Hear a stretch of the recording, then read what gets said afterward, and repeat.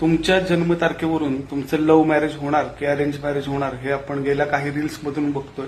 आज आपण बघणार आहोत की ज्यांचा मूलांक हा 7 आहे अशा व्यक्तींचं लव्ह मॅरेज होणार की अरेंज मॅरेज होणार.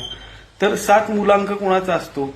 ज्यांची जन्मतारीख 7, 16 आणि 25 असते अशा लोकांचा मूलांक हा 7 असतो. 7 हा अंक केतूच्या अधिपत्याखाली येतो.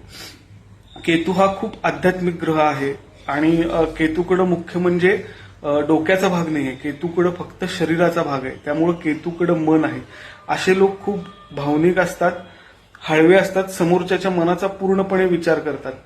त्याचबरोबर हे लोक लव्ह मॅरेज करण्याला जास्त पसंती देतात, पण त्यांना आपल्या स्टेटसनुसार ते स्थळ बघत असतात किंवा एखादा मुलगा बघत असतात.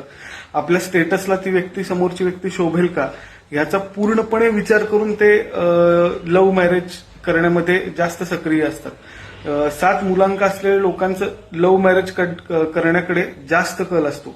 फक्त यांचं कसं आहे की यांना जर कोणी दुखवलं तर हे समोरच्याला आयुष्यातून पूर्णपणे डिलीट करून टाकतात. त्यामुळे ह्यांचं मन सांभाळणं हे समोरच्या व्यक्तीला, पार्टनरला खूप गरजेचं आहे. हे खूप जोखमीचं काम आहे. जर तुम्ही 7 नंबर मूलांक असलेल्या व्यक्तीसोबत रिलेशनशिपमध्ये असाल तर त्याचं मन सांभाळणं ही खूप मोठी जबाबदारीची गोष्ट आहे. तर 7 मूलांक असलेल्या व्यक्तींचं लव्ह मॅरेज होण्याची जास्तीत जास्त शक्यता असते.